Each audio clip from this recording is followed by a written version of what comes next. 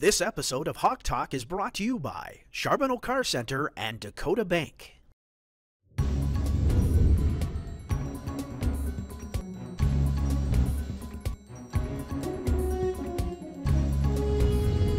Hi everybody and welcome back to this week's edition of Hawk Talk. As you can see, we're not in the studio, but as always, I'm Coulter Hickok. I'm Hillary Moberg.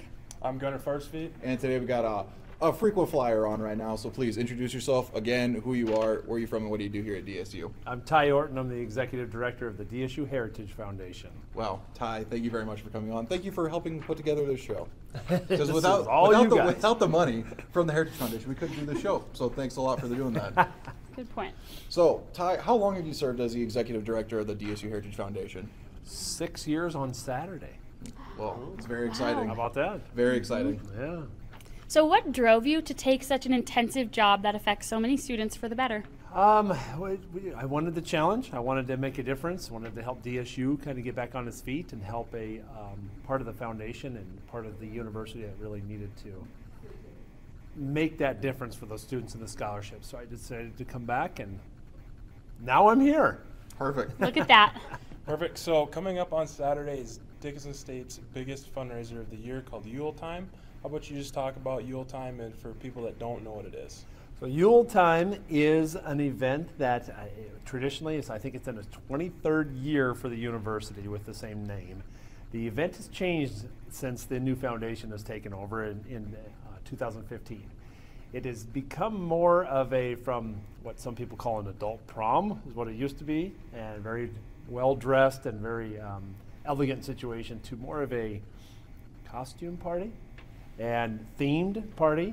And this year's theme is the 70s and 80s movies. So we have people coming as Rocky and Han Solo and numerous people from all sorts of movies that they just want to portray. And that's what makes it fun. It's not a sit and just bid on things or just do that. It's a very interactive event where you go downstairs at the BAC and you have a special area where you play all sorts of different games, and then you have an area upstairs, and then you go to each party goes to their own suite for an hour and a half, and that's where they have an individual dinner catered to their suite. So it's a very unique experience, and we try to make it as fun as possible. But the other part that makes it really special is the amount of students that help. We have over 100 students that will be helping with this entire event, from driving people home to escorting people, serving people, and just running games and other situations. So it's a really fun event for everybody. So, as you said, this is the biggest fundraiser that the Heritage Foundation puts on. So what's the timeline? Like, how long does planning go? How late does planning go till? Well, it starts at 5 p.m. on Saturday, and we'll be done at 4:59. And so it takes a little bit of time. And there's a special lady at the foundation by the name of Pam Rudolph that has done a lot for this event over the last 4 years, and she has really taken this from a smaller event to a very well organized and well planned event, and make sure that you guys are all knowing what's going on here too. She just does a tremendous job with this event. We're very fortunate to have her. How early would you say you have to start planning for next year's YuleTyme? That was the question I wanted to get out. I of know. my brain was working like that. I knew where you were heading. So honestly, I think it's more of, it should be about 6 months prior is where events are, when they're fully planned. We're a special foundation. We're a special place to work at, as you all know.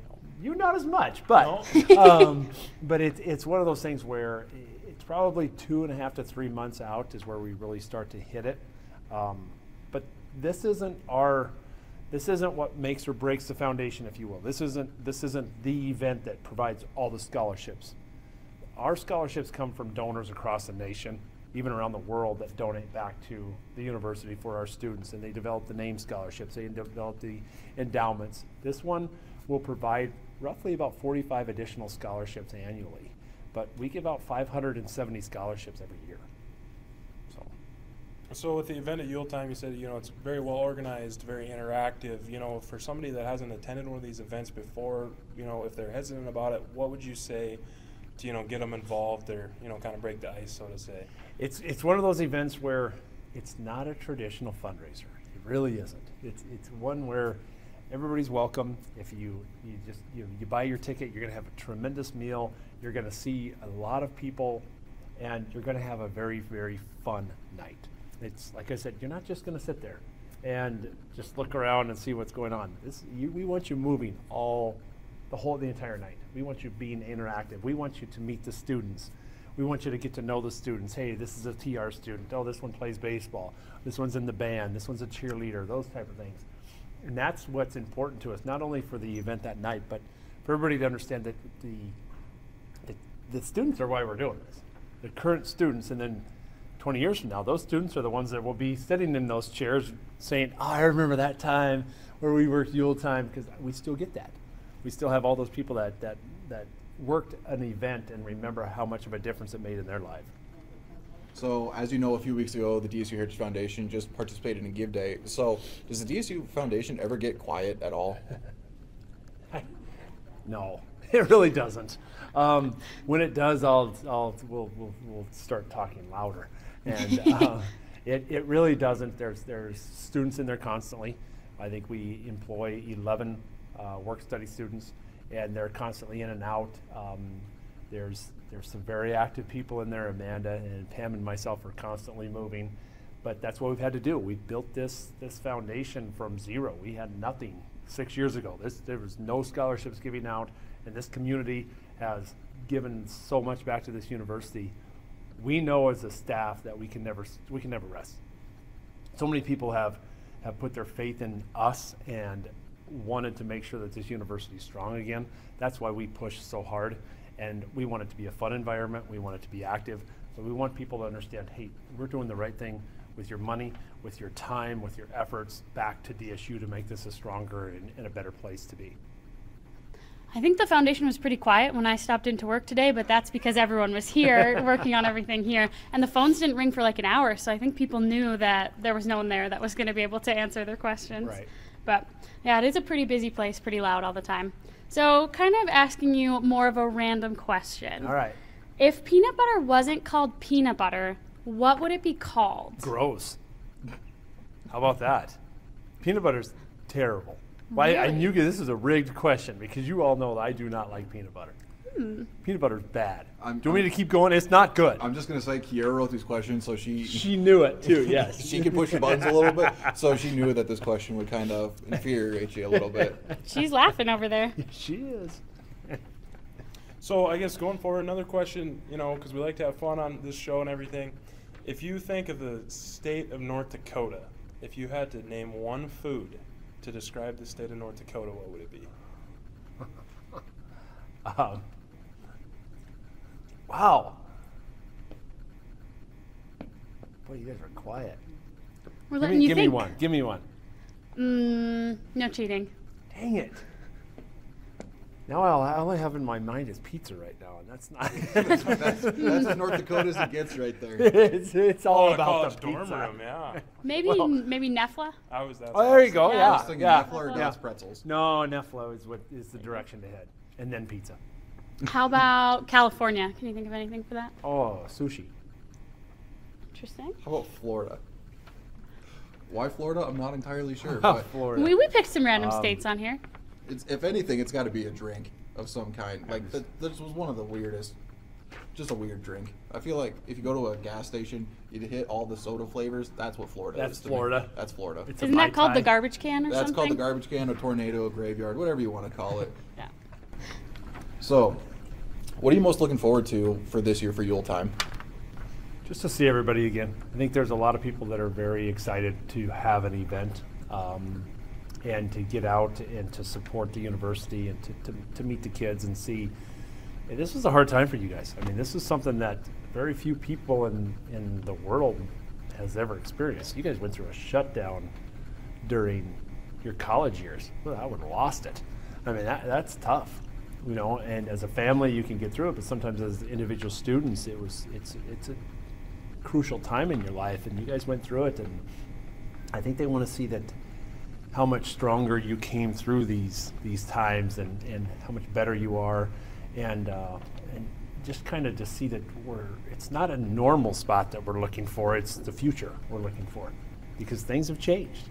And they want to see, have they changed or have they not changed, or is it just kind of going in the direction that we need it to go in order to thrive?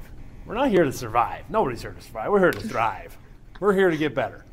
Yeah. Before we ask you our last question, is there an item in here that's one of your favorites right now? Well, yeah, it's a little Pac-Man machine. Little Pac-Man machine? Pac-Man is the greatest game in the world. It's the best thing ever. And not only that, there's 12 games on that thing. So there's 12 iconic 8-bit games that you can play on our Pac-Man machine. We'll have a picture for you later on. But you want to ask this final question? I would love to. It is your turn to ask a question. It is my favorite question to ask as well. What does DSU mean to you? DSU means a lot to me. There's a lot of people that I really enjoy being around. They might not enjoy being around me, but I enjoy being around them. We've made a difference. The foundation of building this up, going through as being a basketball coach for 10 years and building this community. I know how much this community means to DSU and DSU to this community. And just to be a part of that and to bring this community as a stronger, more knit area and all together is that means the world to Michelle and myself. DSU is a big part of our life. We did not go to school here, but it seems like we did. I mean, honestly, this is as close as we are to any school, obviously. So we sacrifice a lot of things to make sure that this university is heading the right way. So awesome. Ty, it's always a pleasure to have you on. It's a good time to talk to you. you. Whether you're scolding me in your office or whether we can just have a fun time on Hawk Talk, it's always a good time to see you. Oh, thank you. I appreciate it. I learned something new. I didn't actually know that you didn't like peanut butter, so I'm going to have to keep that one in mind. What did you learn, Gunner? Oh, also the peanut butter.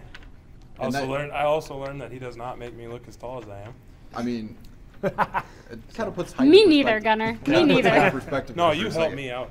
Dang Well, it. we'll be right back. We're going to give you a little bit of a tour at what's going on for YuleTyme. There's going to be nobody here. It's going to look kind of barren, but we want to give you guys a little behind the scenes right after this.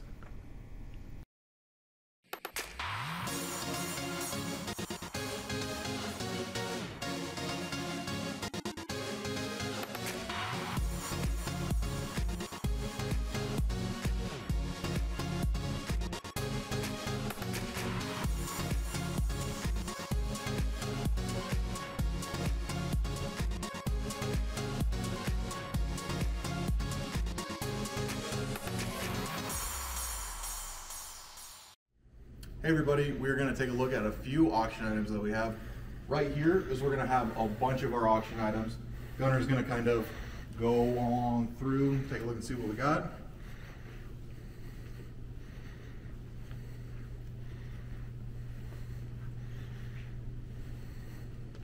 And this is just a little bit of what we have. Not even all of this is all of our auction items.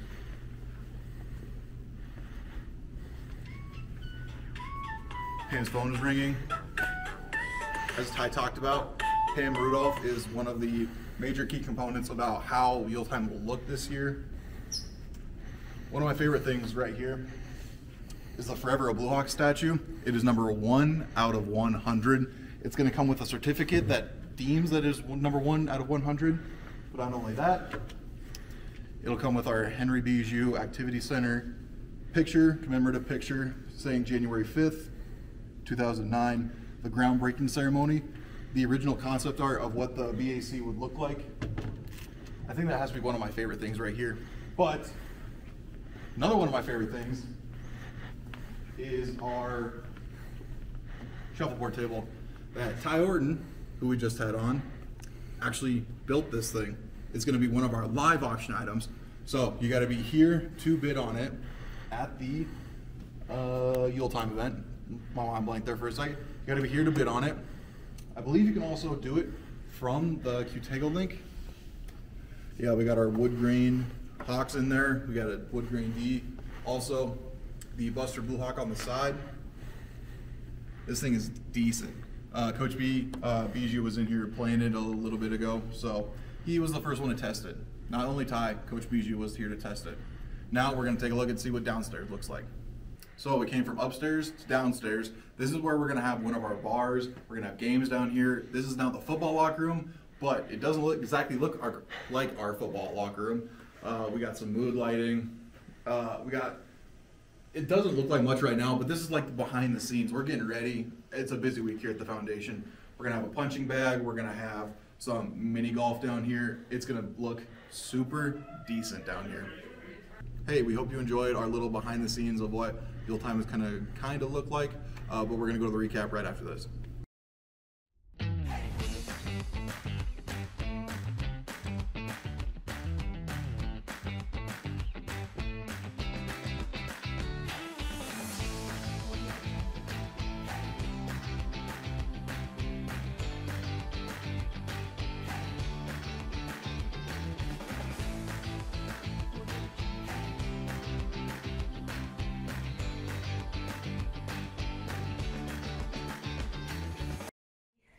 And welcome back for the recap. As you can still see, we are in the BAC. We had a lot go on this weekend. So, Gunnar, what happened with wrestling? Well, so wrestling went and dueled Simpson University on Friday. They actually won with a team score of 33-19. They also dueled the University of Providence of Great Falls, Montana. And unfortunately, the Hawks did not come away with that victory. Same day, Southern Oregon University, there was also a duel. They also did not come away with the victory. But they're going to attend the Battle of the Rocky Duels in Great Falls at Providence, and that will happen later this week. And I guess we should mention that Tate Wolding of the DSU men's wrestling team was a Heart of America Wrestler of the Week. So congratulations. Congrats. Congratulations to That's Tate. awesome, dude. Yeah. So we got indoor track and field. That is going to be starting up soon. Men and women's are going to be at the Marauder Invite Open in Bismarck on Saturday. Good luck to all of our track athletes in participating. Yes.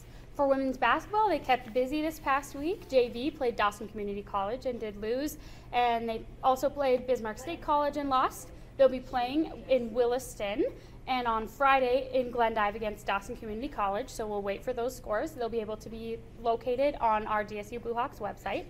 We have varsity that played home last Saturday versus Valley, and it was a very exciting game to be in the crowd for. Everyone was on the edge of their seats. There were a lot of people yelling in the stands, and unfortunately we did lose by 2 points just right at the end. We lost by 4 points, right? For the women's? No, the No, women's we it were was tied, and buzzer it was beater. they added 7 seconds That's what right it back was. on, and the buzzer beater was that additional 2 points. So it hurt a little Tough. bit to be That's watching so- that, yeah. but you know, they played a great game, and it was just great to be in the crowd. Varsity will play against Rocky Mountain College on Wednesday and against Montana Tech University. It's a home game on Saturday at 3 p.m. in Scott Gym, and against Montana State University Northern, home at 2 p.m. on Sunday. Wonderful. So we've got men's basketball. Our JV played the University Tribes Tech College, and unfortunately they lost 94-84. JV also played Bismarck State College, and unfortunately lost again. JV played the University of Jamestown on the 3rd, and they won 76-68. Congrats, Hawks. JV is going to be playing Williston on Friday, and then Dawson Community College. Varsity played Valley home on Saturday, and unfortunately they lost 79-84. Close game.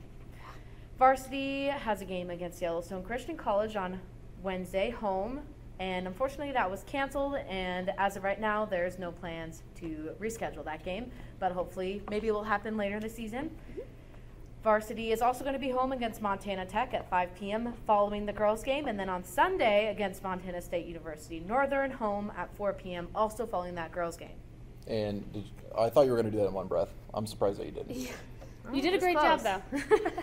Going on to performing arts in the arts department here at DSU, they are showing the pageant, the best Christmas pageant ever, the 10th through the 12th in Dorothy Stickney Auditorium at May Hall. So you can find information about the times for that on the DSU Blue Hawks site. And I guess going into baseball and softball, they are gearing up for their indoor seasons and conditioning. So I guess, Hillary, you have the insider information on that. Yep, they've been putting in a lot of work in the weight room with lifting and conditioning early in the morning. So, you know, congratulations to all of them for working so hard. I know we're getting ready for some fundraisers coming up. We've got the crab feed in February, and I'm sure that's all in works. And then the Arizona trip for baseball and softball will be taking place in the spring. So lots to look forward to on that department. Well, if you don't follow us on our social media, what the heck are you doing? You can follow us on Twitter at DSU Heritage Fund and on Instagram at DSU Foundation. We want to thank all of you for watching at home. Without you, this show just simply wouldn't be possible. And lastly, we'd always like to thank our sponsors. Thank you guys for supporting us. Like Hillary said, without you, this show would not be possible, and we would not be here doing what we love today. So thank you so very much. Also, I just want to add in this. Oh yeah, we got our height order, tallest to shortest. Yep. We were very proud of that one. Yeah, we thought we were very innovative, so we hope you enjoy it. Yes. So one last time, Hillary, what is our link for Qtego? It is qtego.net/qlink/YuleTyme. YuleTyme is with a letter Y instead of an I in time, and then 2021. But we'll make sure that we get a QR code on there for you and hopefully pop up the Should website. be popping up right now. Yes. There Gunnar, you go. you got anything to say? Yeah, it was impressive. No, other than a thank you, and I'm excited for YuleTyme on Saturday. If you're going to be there, you can watch the Scooby Gang, because we're going to be the Scooby Gang. Spoilers. We're gonna be solving some Spoilers. mysteries. Mysteries of YuleTyme. Thank you to the fans, but until next week, Hawks are up.